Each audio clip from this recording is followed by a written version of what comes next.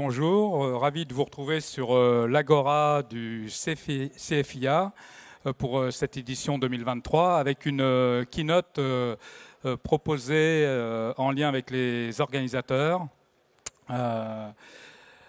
Keynote proposée en lien avec Gulfstream Group et Manger du Sens sur une thématique qui va nous embarquer vers de nouveaux imaginaires à impact pour vos marques en essayant de tenter de comprendre et de voir comment ça peut nourrir les réflexions autour des territoires culinaires.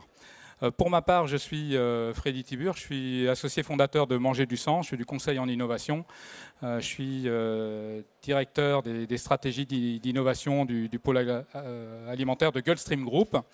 On va essayer de tenter de répondre à cette question, quelle approche pour les nouveaux imaginaires, avec comme premier élément de réponse, en quelque sorte, lorsqu'on tente d'éclairer le sujet, de se dire, mais est-ce qu'il y a un ouvrage de référence en matière d'imaginaire culinaire ou de la gastronomie? La réponse est oui. Vous l'avez sous les yeux, c'est une réalisation, une production des éditions Menu Fretin, et je vous recommande vivement cet ouvrage de Julia Sergo et de Olivier Echeverra. On va en parler un petit peu. Pourquoi un ouvrage de référence?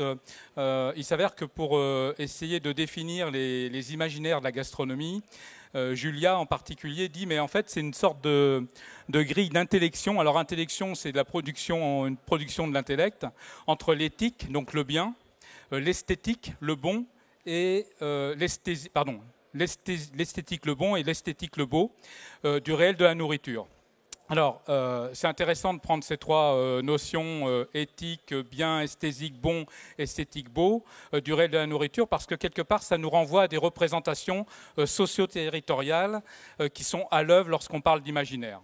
Et dans cet ouvrage-là, Olivier Echeverria en particulier se dit, mais lorsqu'on questionne ces représentations à la fois sociales et territoriales, elles s'appuient sur quelques fondamentaux qui sont à la fois les lieux et les interactions sociales. Alors qu'est-ce qu'on met derrière de manière très concrète?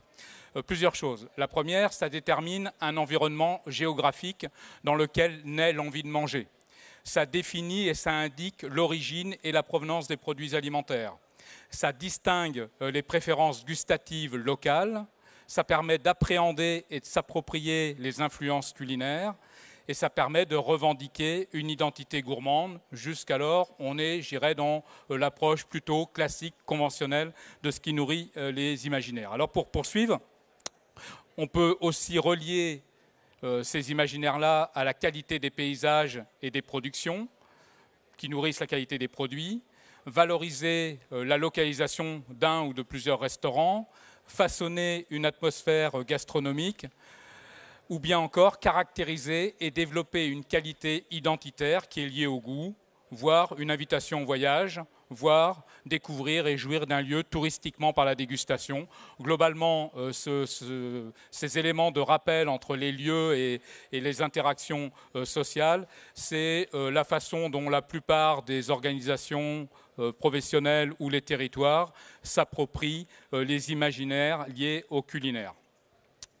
Dans le contexte de la réflexion, pour se dire comment, en matière de territoire culinaire, on peut imaginer de nouveaux imaginaires à impact, pour le coup, on a croisé les regards avec Eline Autain-Péquiot, qui est responsable du planning stratégique chez Gulfstream Group, pour se dire, mais en fait, dans quel contexte sociétal ces nouveaux imaginaires peuvent prendre forme.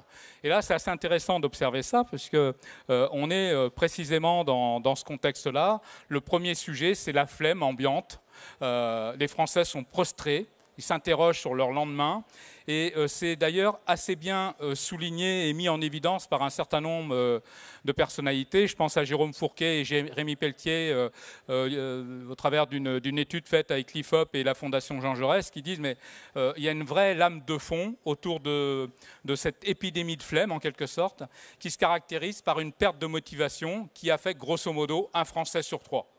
C'est facile de s'en rendre compte, il suffit de discuter autour de nous, on voit bien ce qu'il en ressort. Autre éclairage sur le sujet, c'est Cynthia Fleury, donc psychanalyste et philosophe, qui dit, mais en fin de compte, on a une autre preuve du fait que les Français ont le moral dans les chaussettes, c'est l'anticipation anxieuse face à ce qu'elle appelle l'hyperaccélération de la société. Et le constat qu'elle fait dans cette affirmation-là, c'est que 40% des 25-34 ans sont moins motivés dans ce qu'ils font au quotidien. Lorsqu'on croise les regards de Jérôme Fourquet et de Cynthia Fleury que je viens de citer, ils disent l'un et l'autre dans un dossier dans les Échos, pour les Français, la valeur travail est devenue moins centrale. Autre constat. On poursuit notre petit tour d'investigation sociologique pour croiser le regard ce coup-ci avec un sociologue, en l'occurrence Éric Birlouez. Et Éric nous dit, mais les consommateurs sont en proie à une schizophrénie alimentaire qui est caractérisée par un certain nombre d'éléments, les effets de crise qui se font ressentir, ça n'a échappé à personne, la sortie post-confinement avec un sentiment exacerbé d'inquiétude et on voit comment il se traduit, de nombreux duels alors qu'on connaissait mais qui sont encore, je dirais, davantage caractérisés, le sain versus le plaisir, le brut versus le transformé, le sans et le avec, les protéines végétales versus les protéines animales, etc. Tout ça dans un contexte où l'enjeu moral vient nourrir cette multiplicité de facteurs avec des sujets dont il suffit de traverser les allées du CEFIA pour s'en rendre compte. Proximité, bien-être animal, végétal, commerce équitable sont autant de déterminants qui viennent nous contraindre et contraindre surtout les éléments de discours et d'engagement où on a de plus en plus besoin de cohérence. Alors on voit bien que c'est difficile d'uniformiser un discours autour d'un thème unique compte tenu de cette diversité et cette multiplicité de facteurs. Et de la même manière, même si on se doit de préférer une vision heuristique, multifacette, globale pour y voir plus clair, c'est pas si évident que ça de le faire, d'autant plus que ça s'inscrit dans une forme de dichotomie comportementale qui est particulièrement présente chez les jeunes. Cette dichotomie-là, elle n'est pas nouvelle. Il suffit qu'on se regarde tous ici même pour se dire, mais en fin de compte, quelle casquette on choisit? Est-ce que nous sommes citoyens? Est-ce que nous sommes consommateurs ou est-ce que nous sommes mangeurs? Et on voit bien qu'individuellement, en fonction de la casquette que l'on prend, ça peut générer des prises de parole ou des pratiques qui sont différentes. C'est un bon moyen, cette histoire de casquette de qui nous sommes, citoyens, consommateurs ou mangeurs, pour se dire mais quelle casquette je prends et comment ça se traduit. Ce qui veut dire par là que le mangeur il va choisir un intitulé de recette qui lui fait envie, ce n'est pas nécessairement ce qu'il achèterait en tant que consommateur et ce n'est pas nécessairement ce qu'il revendiquerait ou ce qu'il penserait en tant que citoyen. Et cette dichotomie-là, on la vit au quotidien. Autre paramètre sociologique qu'il est intéressant de considérer à juste titre, c'est, alors je mets un point d'interrogation et on s'est accordé là-dessus avec Hélène sur la nostalgie. On voit bien qu'on a une forme de regret d'un futur qui serait quasiment mort dans l'œuf. Et là aussi, ça s'explique par un certain nombre de travaux et de résultats de recherche ou de chiffres. Et je vais essayer de l'expliciter très rapidement. Il y a deux chiffres marquants qui sont évoqués par Antoine Bristel et Tristan Guerrat pour l'Observatoire Jean Jaurès. C'est que 70% des Français s'accordent à dire qu'en France, c'était mieux avant. Et c'est le même nombre, ils sont autant à considérer que s'inspirer des valeurs du passé dans leur vie fait partie de leurs habitudes. 7 Français sur 10. On poursuit l'investigation. Un Français sur 2, donc là c'est Philippe Moati de l'Obsoco qui le signale, 53% pour être précis, est convaincu que la vie de ses enfants et petits-enfants sera pire que la sienne. Moins d'1 sur 10 tape sur l'idée qu'elle sera meilleure. On poursuit dans cette quête de compréhension de l'environnement dans lequel nous sommes, des questions de choix qui se posent sur le monde que nous voulons et à quoi potentiellement on est susceptible de rêver. Et c'est important d'aborder ces questions-là pour se projeter sur de nouveaux imaginaires. Alors, avec qui imaginer l'avenir et comment ? Le premier constat, c'est qu'après 4 années de crise ininterrompue, les Français ne savent plus où donner de la tête. Futurs pensés et désirés sont-ils morts dans l'œuf? C'est la question qu'on est en droit de se poser. Pour autant, on voit une recrudescence d'initiatives, notamment médiatiques, sur Imaginer l'avenir, il est temps, avec Marie-Claire, ou Faire demain, Agir aujourd'hui pour mieux faire demain, avec Ouest France, pour prendre une coloration locale. Évidemment, ce n'est que deux minuscules exemples parmi une multitude d'autres qui nous encouragent à prendre notre bâton de pèlerin et à se questionner sur l'avenir. Autre élément sociologique pour poser le contexte, c'est l'objectif de résilience. Faire de notre passé l'inspiration de notre futur. Alors, on est en droit de s'inviter à cette espérance-là, dans un contexte où chacun a pu constater que le mot résilience, il était à peu près mis à toutes les sauces. On le retrouve dans différents univers, dans différents contextes, parfois même exacerbé ou sorti de son cadre initial de signification. Alors, est-ce qu'on va vers une forme d'idéalisation de la résilience, au mieux excessive, ou au pire perverse? Ça, on devra se poser là-dessus. En tous les cas, ce qui est certain, quand on reprend ce que je viens de vous évoquer sur cette mise en perspective sociétale, on peut se dire que s'il y a une inspiration au passé, c'est au moins pour retrouver de la légèreté d'esprit, diminuer la charge mentale en quelque sorte, et puis retrouver le bon sens paysan. Quelque part, c'est à se demander si ces deux paramètres-là ne sont pas une sorte de Madeleine de Proust dans laquelle on rêve de pouvoir croquer de nouveau à pleines dents en s'allégeant de tout ce que les 4 dernières années nous ont fait subir. On est en droit de se poser la question. Néanmoins, dans cet objectif de résilience mis à toutes les sauces, il y a un certain nombre de virages qui sont pris. Je cite ici Bren Loken, qui est l'un des co-auteurs du rapport de 2019 de la commission Heat-Lancet, que certains d'entre vous ont probablement déjà pris connaissance.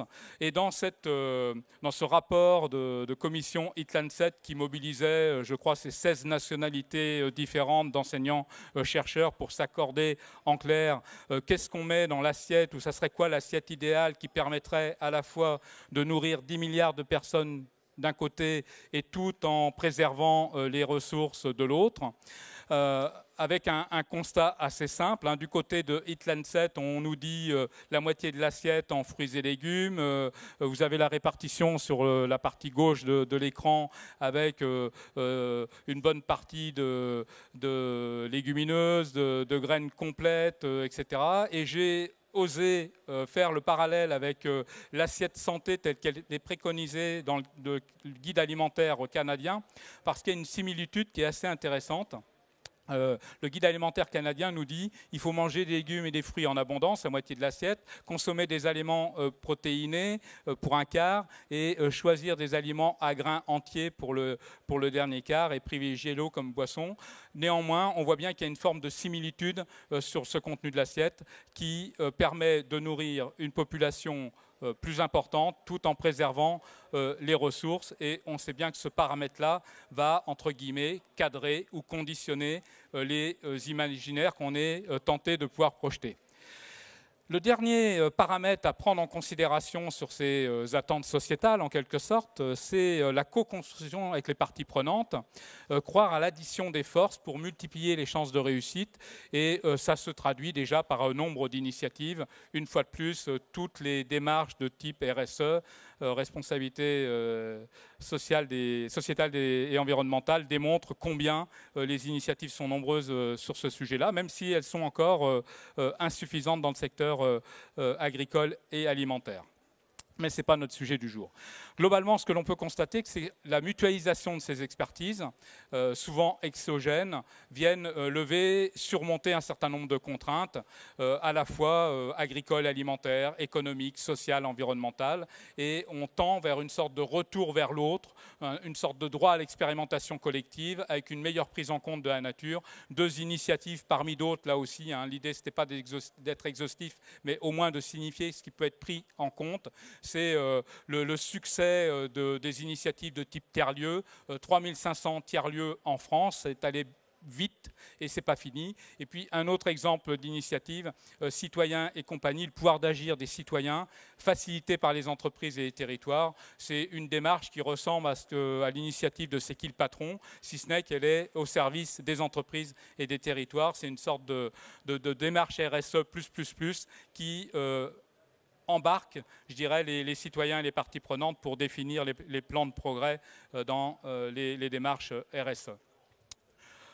Autre élément, et j'ai presque fini sur cette recontextualisation sociétale, reprise d'une étude de l'Obsoco sur la consommation, l'Observatoire de la consommation responsable avec Citeo, 61% des Français jugent la situation très préoccupante. Ils appellent des changements radicaux afin de produire et consommer moins, mais mieux. On peut dire que sur la question des attitudes, ça vire au rouge. Et ce qui est intéressant, c'est de regarder qui y a derrière. Et là, pour le coup, on voit qu'il y a encore du pain sur la planche. 44% des consommateurs se déclarent significativement impliqués dans la consommation responsable, avec différentes typologies. Je ne vais pas les détailler, mais je vous invite à les découvrir. Tout ça, ces résultats sont accessibles en ligne. Donc 44% de significativement investis, 35% dans le ventre mou, donc prêt à le faire, mais peu investi, et 21% de réfractaires. Une fois de plus, on retrouve la loi de Pareto. On va dire grosso modo 80% prêts à s'investir et 20% plutôt sur le pied sur le frein. Dernier élément de considération, c'est extrait des travaux du BASIC sur les 14 problématiques de non-durabilité alimentaire qui nécessitent une mobilisation et une réponse collective. Sur ces 14 problématiques, il y a 7 déterminants environnementaux et 7 déterminants socio-économiques. Vous les avez sous les yeux: dérèglement climatique, pollution de l'air, érosion de la biodiversité, dégradation de la ressource en eau, dégradation des sols, épuisement des ressources énergétiques et matériaux et perte et gaspillage pour les 7 déterminants environnementaux. Pour les déterminants socio-économiques, on a impact sur la santé humaine, les mauvaises conditions de travail, la non-atteinte d'un niveau de vie décent, les inégalités socio-économiques, l'insécurité alimentaire, les dégradations de la cohésion sociale et l'atteinte au bien-être animal. C'est intéressant de prendre ces 4 déterminants-là, puisqu'il y a eu une étude de fait par le BASIC qui compare 11 filières agricoles et alimentaires et qui donne des retours assez intéressants de voir comment, au travers de ces déterminants-là, certaines filières se démontrent plus vertueuses que d'autres. Et on ne se trouve pas nécessairement parmi les 11 filières en question sur les marches du podium les filières qu'on aurait projetées. Donc je vous invite à aller creuser cette dimension-là. Alors, quels imaginaires et culinarités à impact pour vos marques? Dans les travaux que nous avons projetés, on s'est dit, mais ce serait intéressant de prendre un parti pris qui n'est pas celui auquel on est habituellement confronté. Celui auquel nous sommes les uns et les autres confrontés dans le secteur alimentaire, c'est souvent les tendances, c'est souvent l'innovation. Et il y a des excellents travaux sur le sujet. Là, on s'est intéressé aux solutions qui émergent à travers les startups en particulier, qu'on peut considérer comme des niches en matière d'innovation. Et elles sont des leviers, autant de leviers possibles, autant de courants porteurs pour les imaginaires de demain. Et c'est vraiment dans cette logique-là qu'on les a observées. On est bien d'accord, pour le moment, elles sont au niveau des niches. Elles ne font pas encore partie de nos normes. Elles ne font pas partie des règles. Elles sont émergentes. Elles sont à regarder pour certaines encore comme des signaux faibles, mais c'est précisément ce qui nous intéresse pour se projeter sur des imaginaires futurs. Alors pour faire ce travail-là, je me suis appuyé sur la compilation et l'analyse des solutions de 200 startups qui ont candidaté au laurier de la transition alimentaire que nous avons organisé l'année dernière avec Gulfstream Group et le soutien du marché international de Rungis et Planet Food Santé.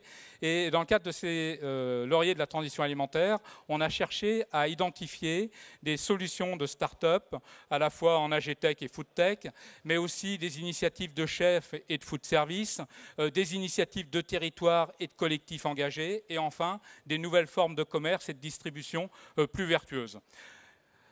Ces 200 startups inspirante, elle participe à réinventer les modèles et des modèles à impact positif. Pour la circonstance, je les ai résumés en 4 courants porteurs. Et une fois de plus, ces courants porteurs-là qui sont à considérer un peu comme des ingrédients qui viennent nourrir la réflexion de la recette des nouveaux imaginaires. Et ça ne s'oppose pas aux tendances habituelles, plaisir, santé, praticité, santé, commodité, etc. Et ça ne vient pas s'opposer aux leviers identifiés au travers de ce que l'on peut percevoir en termes de possibilités d'innovation sur l'emballage, sur la formulation produit ou que sais-je. Donc c'est vraiment un ingrédient supplémentaire qui vient nourrir nos imaginaires. Premier courant porteur, verdir, classique, vous allez me dire, décarboné, végétalisé, bien-être animal, biodiversité, recyclé, l'anti-gaspi. C'est tout ce qui ressort en quelque sorte des 7 déterminants identifiés par le basique et qui viennent aussi nourrir un certain nombre de réflexions. Alors, derrière ces courants porteurs, on a essayé de regarder à partir des solutions start-up s'il y avait, comment dirais-je, des sortes de leviers d'action possibles. Alors, la réponse, elle est évidente. Oui, il y en a des leviers d'action. Ils sont même assez nombreux. Quelques illustrations, hein, une fois de plus, ce n'est pas d'être exhaustif. Mon propos, c'est de montrer comment ces ingrédients-là viennent impacter et nourrir les possibles imaginaires. Parmi ces possibilités, créer sa marque agri-artisanale, ce sont des agriculteurs qui deviennent artisans, qui transforment une partie de leur production et qui recherchent de la valeur ajoutée. Là aussi, vous allez me dire, pas de quoi mettre le feu aux poudres. On a repéré ça. Exemple, la Tofuterie, donc ils sont implantés en Île-de-France. C'est une exploitation qui a mis en place une production de soja français, donc produit sur la ferme. Au départ, ils voulaient faire du tofu. Ils se sont dit, maintenant, le tofu, ce n'est pas dans les habitudes de consommation. Ils ont pivoté, ils ont mis en place une crème végétale qu'ils fabriquent sur l'exploitation à base de soja et ils commercialisent en restauration collective sur l'Île-de-France uniquement pour le moment. Papote, c'est le même type de principe, mais là sur production de blé dur et transformation en pâte commercialisée en circuit court. Se diversifier à la ferme, là aussi, 2 initiatives connues, J'achète fermier, caisson mobile, transformation, labo de transformation en yaourt et commercialisation au moins sur les 3 premières années via des intermarchés à proximité. Et pour la Mémère, on est sur des glaces paysannes en bio, fabriquées par l'éleveur laitier et distribuées en circuit ultra court. Et donc là, on nourrit des leviers de diversification à la ferme toujours, donc hyper local, décarbonation, etc. La végétalisation des assiettes, on ne peut pas passer à côté. 2 exemples, un connu surtout à Rennes, en Bretagne, Zalgues, qui propose des aides culinaires à base d'algues, et Butternut qui vient d'être rebaptisé Potibon. Je ne sais pas si vous connaissez cette initiative de start-up. C'est une forme d'alternative aux matières grasses, au beurre ou à la margarine, mais 100% végétal. Se restaurer grâce à l'agriculture urbaine, là aussi il y a une multitude d'exemples. Je mets pas sur le sujet, mais 2 exemples avec La Tige, le potager des chefs. Donc là, on est en région lyonnaise, ou Wiplan à Rennes, avec des solutions là, qui permettent plutôt de proposer des ingrédients produits dans ce contexte-là, permettant aux restaurateurs de disposer directement du produit, souvent des plantes aromatiques d'ailleurs, qu'ils peuvent intégrer dans leur cuisine. Manger engagé, ce n'est que le début. Alors 2 exemples, les dames de la cantine, plutôt sur une approche, on va dire, zéro déchet. C'est un traiteur zéro déchet en quelque sorte, et Pépé le roi du poulet, au-delà de la sémantique assez drôle, on est sur une filière de volaille française, bio, et sur un concept de restauration rapide, monoproduit. Il y a 3 concepts actuellement déployés sur 3 villes différentes en France. Et à l'origine de ce concept-là, c'est 2 chefs qui sont 2 chefs étoilés avec des pratiques en restauration gastronomique qui ont voulu, à l'issue du confinement, se tester sur des concepts de restauration rapide plus accessibles. Développer et incarner les labels durables, donc là, en fait, c'est simplement signifier qu'on a en restauration collective et en restauration commerciale de plus en plus de labels qui viennent signifier des démarches de progrès. J'aurais pu aussi parler de Mon Resto Responsable, éco-responsables, par exemple en restauration collective, 1700 restaurants labellisés malgré tout. On pourrait parler aussi de la normalisation des fruits et des légumes hors normes. Deux exemples qui sont connus, je ne les commande pas, cossus d'un côté ou atypiques de l'autre. Ne perdre aucune miette de pain, là c'est intéressant. On est vraiment sur des concepts d'économie circulaire. La Miche est une bière fabriquée en région parisienne à partir d'une collecte de pain de la veille, donc dans des boulangeries bio, et c'est transformé en bière. Et Anti-Gaspi Compagnie, ça porte un nom qui m'échappe sur le moment, c'est pas grave, je vous retrouverai ça. Là, en fin de compte, c'est le même principe, ils récupèrent des pains de la veille qui sont transformés en biscuits commercialisés à la fois en ligne et sur des commerces spécialisés. Le recyclage des drèches, même principe que pour la filière pain, mais là, on est sur des résidus avec des transformations pour ramen thé drèche sur à la fois des nouilles, mais aussi des biscuits ou des crackers. Et Somalté, alors là, on est sur un concept de vaisselle comestible à base de drèche, 100% comestible pour le coup. En clair, on mange son assiette et ses couverts. Deuxième courant porteur, territorialisé. On aurait pu dire de la même manière localisé. Plusieurs exemples là aussi pour nourrir ça. Deux initiatives qui me semblent assez intéressantes. Alors, elles sont l'une et l'autre issues de TIGA, Territoire, Innovation, Grande Ambition. Une sur Dijon, dans le cadre du projet Dijon Alimentation Durable 2030. Et un exemple local aussi sur Rennes, avec Terre de Source et les eaux du bassin rennais. Donc là, on est vraiment sur des initiatives de passage à l'échelle, de systèmes alimentaires territorialisés dans les deux cas. Autre exemple de levier d'action possible avec l'émergence de nouvelles filières. L'une avec Graines de Choc. Graines de Choc, on est sur une filière de févrole, non pas destinée à l'alimentation animale, mais de févrole destinée à l'alimentation humaine. Et cette févrole est transformée dans différents types de produits. Il y a deux exemples actuellement. Il y a notamment une pâte à tartiner à base de févrole avec un Nutri-Score extrêmement avantageux par rapport aux produits du marché.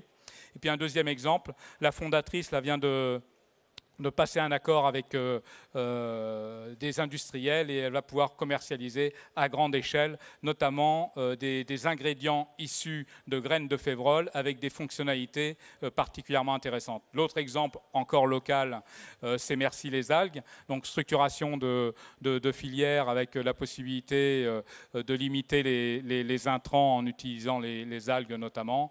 Et puis, autre initiative ou levier d'action intéressant, le développement de l'éco-entrepreneuriat en aquaponie tout particulièrement, avec, entre autres, l'exemple d'Agriloops.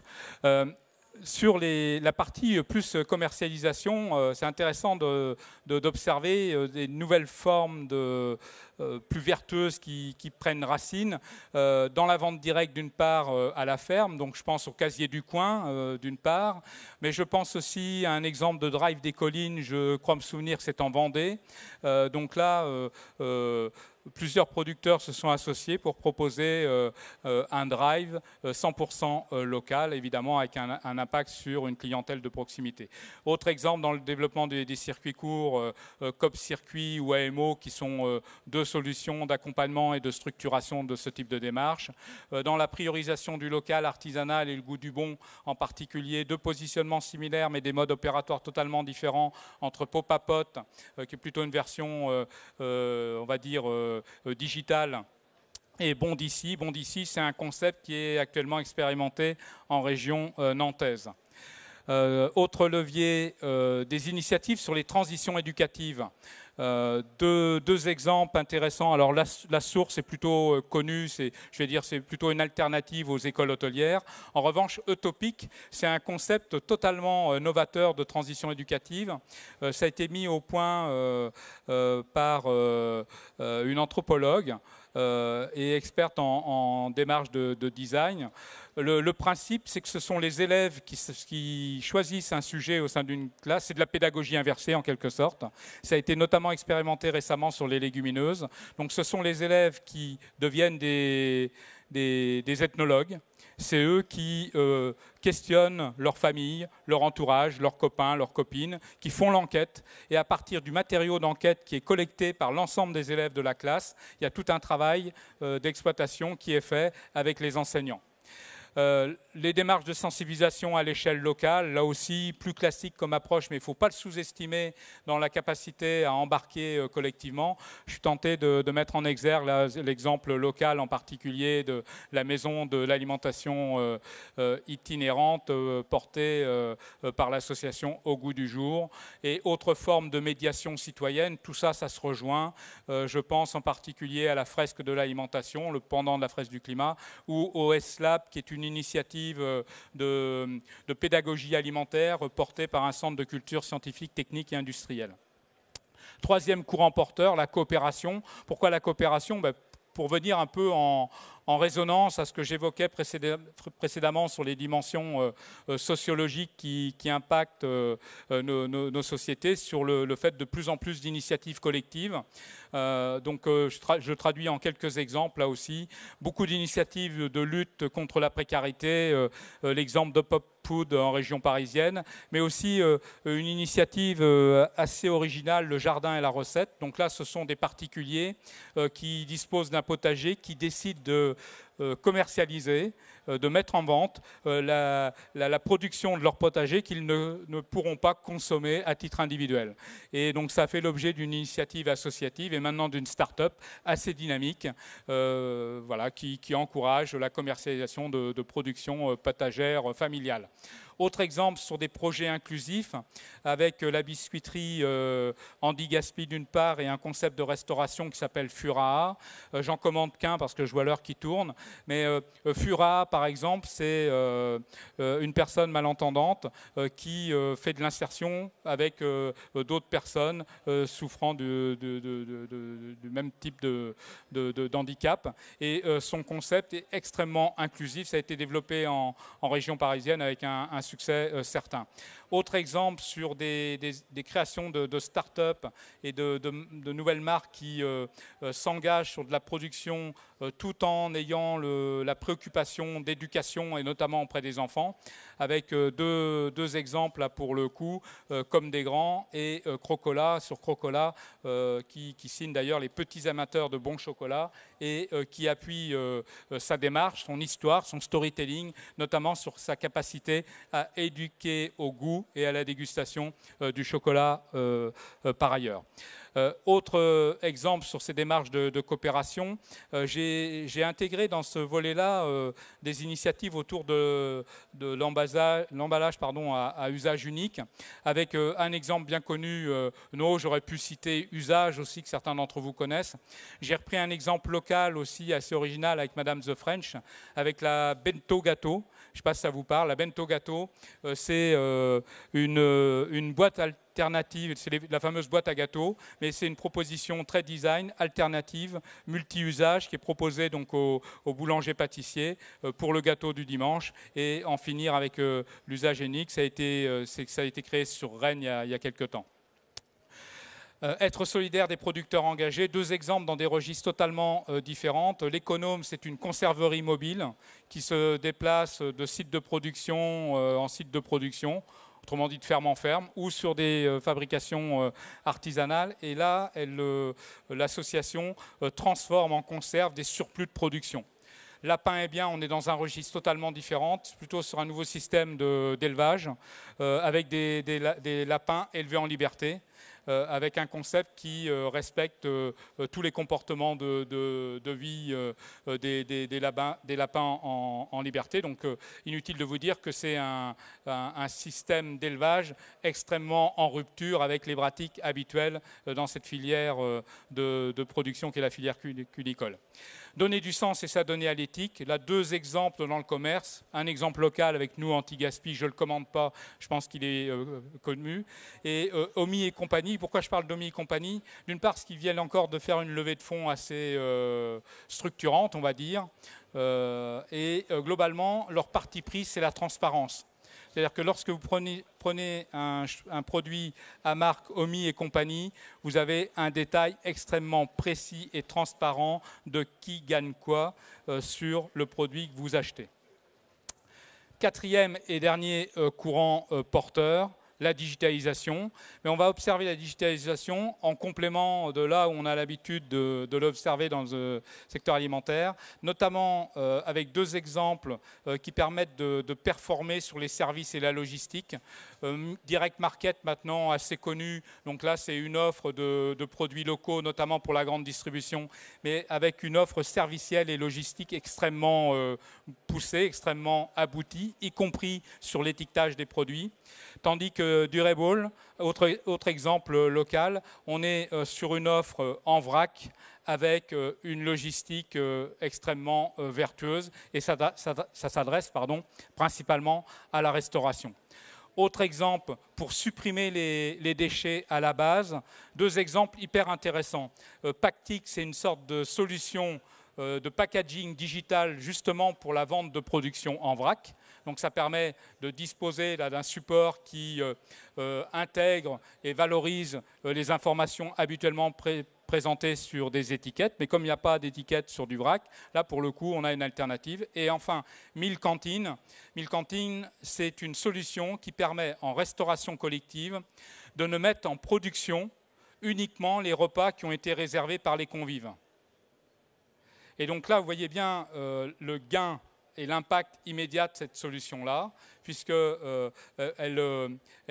son positionnement, c'est de dire, pour éviter le gaspillage, le meilleur moyen, c'est d'éviter de mettre en production, comme ça se fait trop souvent encore en restauration collective, sur des quantités assez phénoménales, alors qu'il suffit de savoir qui vient déjeuner au restaurant et de mettre en production uniquement les repas qui ont été payés et réservés à l'avance.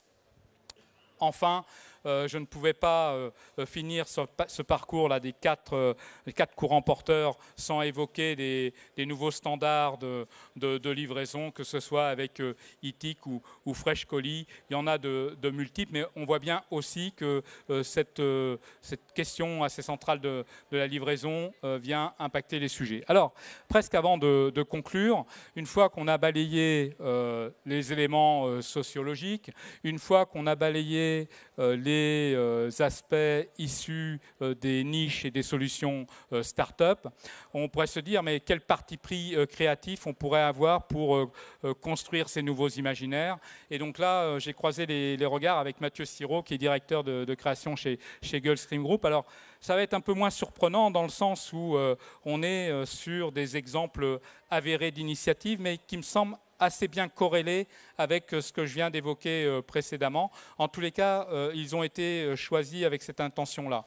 Le premier exemple, il pourrait y en avoir une multitude d'autres, bien évidemment. C'est l'exemple de la Noirmoutier, donc la fameuse pomme de terre de Noirmoutier, où là, on est dans cette fameuse initiative de créer l'histoire, de mettre en récit avec beaucoup de véracité. En fin de compte, il a été considéré que le meilleur moyen de le faire, c'était d'impliquer les producteurs eux-mêmes avec une sorte de communication portée par les producteurs au travers d'histoires avérées en termes de production, en termes de tradition, etc. Toujours autour du produit pour expliquer et présenter sous un angle le plus ludique possible à la fois les valeurs culinaires, gustatives de la pomme de terre et plus si affinité. Un exemple un peu plus original de ce qui a été fait en termes de co-culinarité pour le coup, puisque les Fuchs, les épices, se sont associés sous les conseils de l'agence avec le chef Scotchman. Et ils proposent des recettes à faire ensemble, étape par étape, en live, pour réinventer des plats qui ont été jugés décevants par une communauté de consommateurs. Donc, pour bien se mettre dans la configuration de la démarche, ce sont des consommateurs qui se disent ce plat que j'ai dégusté dans tel contexte, il était plutôt moyen, quoi. Et donc les consommateurs sont challengés pour partager des plats qu'ils jugent décevants. Et donc, les plats sont réinventés par le chef Scotchman en utilisant les épices. Et tout ça, c'est fait en live. Et évidemment, ça génère un storytelling assez percutant. Autre exemple de stratégie d'influence sur une famille de produits pas très facile à aborder en termes d'imaginaire, pour le coup. En l'occurrence, il s'agit des produits tripiers. Et là, ce qui a été fait, c'est une campagne donc, qui s'appelle Oser manger, oser, et le concept événementiel, c'est Night Trips. Et en fait, ce sont des leaders d'opinion qui ont été ciblés pour toucher des publics particulièrement exigeants. Et en fait, il y a eu différents influenceurs d'embarquer sur des vidéos 100% décalées, gourmandes, etc. Et à titre d'exemple, c'est Jason Chicandier qui est l'un de ces 6 influenceurs mis à contribution pour oser manger, oser des tripes. Alors, je vous invite à regarder sur YouTube les vidéos en question parce que quand on dit que c'est oser manger, oser, c'est un euphémisme. Et enfin, dernier exemple de possibilité de parti pris créatif et d'influence, c'est le partage avec du coaching sportif viral. Là, pour le coup, c'est un exemple avec Danone et Skir sur ce qui a été fait avec Big Wheel. Et donc Big Wheel coaching sportif, 945 000 abonnés sur Insta. Et donc là, l'idée, c'était de pouvoir offrir des possibilités aux utilisateurs de partager sur leur réseau, leur expérience avec le produit et de donner leur feeling, mais sans filtre, pour prendre soin de sa santé et se faire plaisir. Alors, où est-ce que je voulais en arriver dans le temps imparti pour qu'on puisse avoir un peu de temps d'échange et de tenter de répondre à quelques éclairages complémentaires ou tout simplement d'échanger. Eh bien, j'ai essayé de répondre à l'invitation de Julia Xelgo que j'ai évoquée en tout début d'intervention, extraite de l'ouvrage sur les imaginaires culinaires. Elle parlait d'une grille d'interprétation à la fois éthique, le bien, esthétique, le bon, et esthétique, le beau, du réel de la nourriture dans les représentations socio-territoriales de notre époque, nous disait-elle. Eh bien, si je fais la synthèse de ce que je vous ai partagé en cette fin de matinée sur le CFIA 2023, on a la considération d'un certain nombre de facteurs sociologiques qui marquent de leur empreinte notre société, le flemme, la nostalgie, la résilience, le co-design d'une part. On a ces 4 piliers de courants porteurs identifiés à travers les solutions start-up, les fameuses niches observées, verdir, territorialiser, coopérer, digitaliser.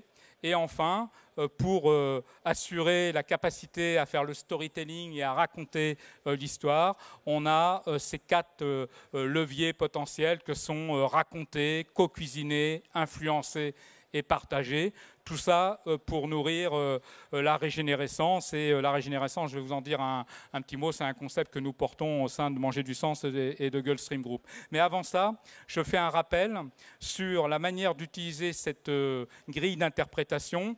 Elle ne remet pas en cause, comme je vous le disais précédemment, et j'insiste là-dessus, elle ne remet pas en cause le plaisir, elle ne remet pas en cause la santé, elle ne remet pas en cause la praticité, elle ne remet pas en cause l'éthique, elle ne remet pas en cause le prix, elle ne remet pas en cause les tendances existantes. De la même manière, elle ne remet pas en cause tous les leviers d'innovation existants. C'est simplement des courants porteurs à considérer qui viennent nourrir une grille d'interprétation, une grille de création qui peut alimenter des réflexions d'intelligence collective et d'innovation pour faire émerger ces nouveaux imaginaires. Alors, je vous promettais un petit mot sur la régénérescence. Tout simplement, je pense que ça traduit ce que j'ai tenté de vous partager depuis tout à l'heure. Savoir se réinventer pour préserver le plaisir et la santé globale, transformer les fractures générationnelles et sociales en opportunités. Les solutions start-up nous nourrissent particulièrement ce pilier-là. Et enfin, être acteur des transitions sociétales. On aurait pu ajouter de manière collective, collaborative ou participative, puisque c'est bien le sujet qui marque ou qui génère une certaine empreinte de l'époque. Chez Gulfstream Group, on aide les marques et les organisations à innover, se transformer et communiquer. Nous sommes 150 collaborateurs intégrés. Et je voudrais conclure mon propos avec cette citation de Lévi-Strauss que j'adore. « Il ne suffit pas qu'un aliment soit bon à manger, encore faut-il qu'il soit bon à penser. » Et force est de constater que ça va continuer de nourrir les nouveaux imaginaires. Je vous remercie.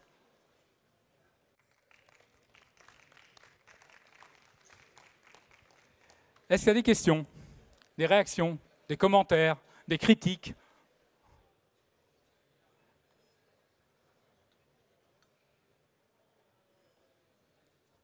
on va vous apporter un micro. Merci beaucoup. Est-ce que vous considérez que chaque marque doit mettre en place les 4 courants porteurs que vous avez présentés? Alors, j'ai pas d'avis préconçu sur le sujet. En tous les cas, probablement que tout ou partie de ces courants porteurs peuvent nourrir une partie de la réflexion. Pourquoi je vous dis ça comme ça? C'est que ce que je peux constater en termes de planning stratégique, dans une agence, on a à peu près tout et son contraire. Et à chaque fois, on arrive à trouver des éléments de cohérence stratégique, de positionnement, d'alignement, qui viennent justifier un parti pris. Donc, il en est de même pour les questions que vous posez au sein d'une marque. De savoir, est-ce que les 4 courants porteurs peuvent être pertinents ou utiles? Je ne peux pas vous répondre comme ça. Si je propose les 4, c'est que potentiellement, dans les 4, il y a quelque chose qui peut nourrir. Je ne serais pas surpris que l'un des 4 courants porteurs soit plus facile ou plus opportun par rapport aux autres, mais probablement que de considérer l'intégralité et de voir comment l'intégralité des courants porteurs et des leviers identifiés viennent nourrir une réflexion, là pour le coup ça peut être intéressant à questionner. Tout dépend du sujet. Si j'ai pris le soin de rappeler un certain nombre d'éléments sociologiques et puis de finir par, c'est pareil, une petite explication ou un décryptage, pourquoi avoir choisi l'étude du basique et les 14 déterminants de non-durabilité alimentaire? Tout simplement parce que c'est en train d'émerger, c'est encore insignifiant, mais il est fort probable que ça devienne de plus en plus signifiant en termes de grille d'analyse.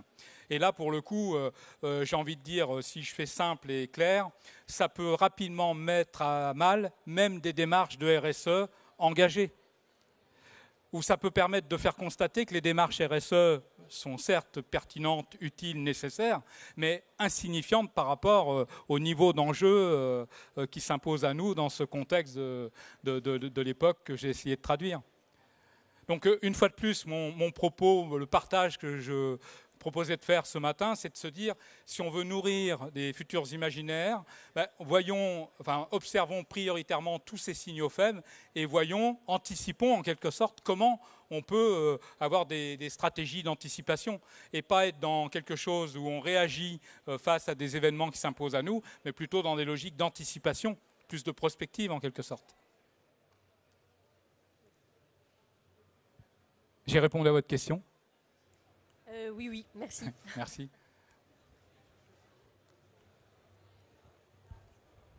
Bonjour, merci pour la présentation.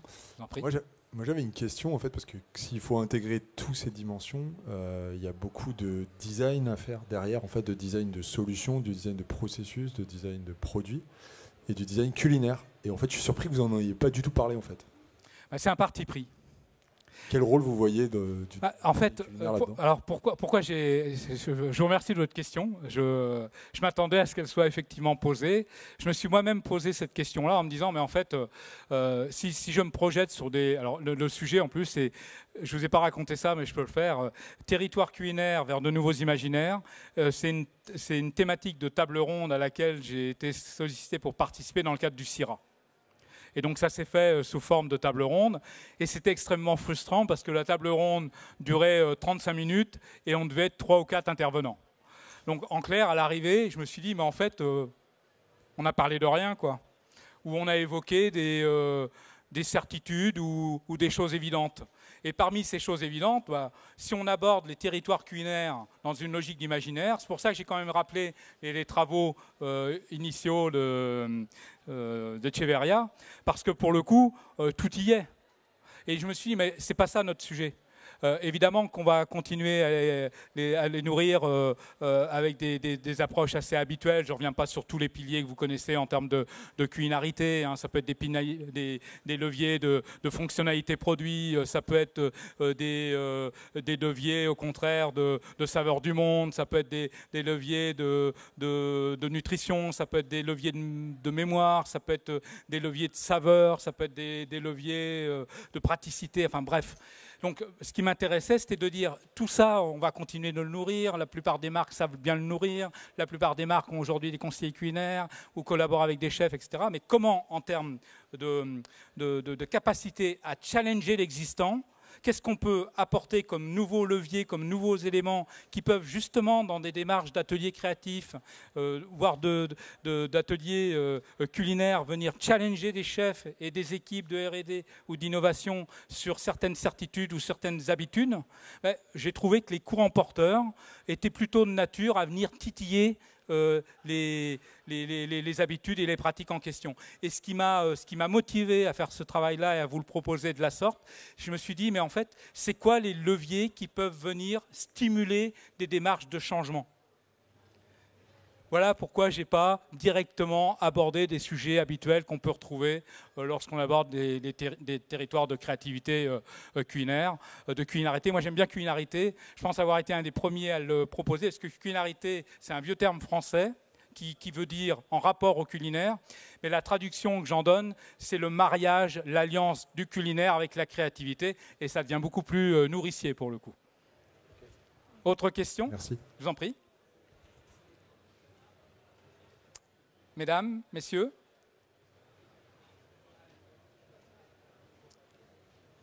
Eh bien, merci aux équipes techniques qui nous accueillent sur le CEFIA. Je sais que c'est l'heure de la quille. Merci pour ce que vous avez accompli depuis plusieurs jours. Merci aux organisateurs. Excellente journée et excellente fin de salon. Et n'hésitez pas à nourrir ces imaginaires. Et si vous voulez poursuivre et continuer à parler de manger du sens, je me tiens à votre disposition. Excellente journée. Au revoir.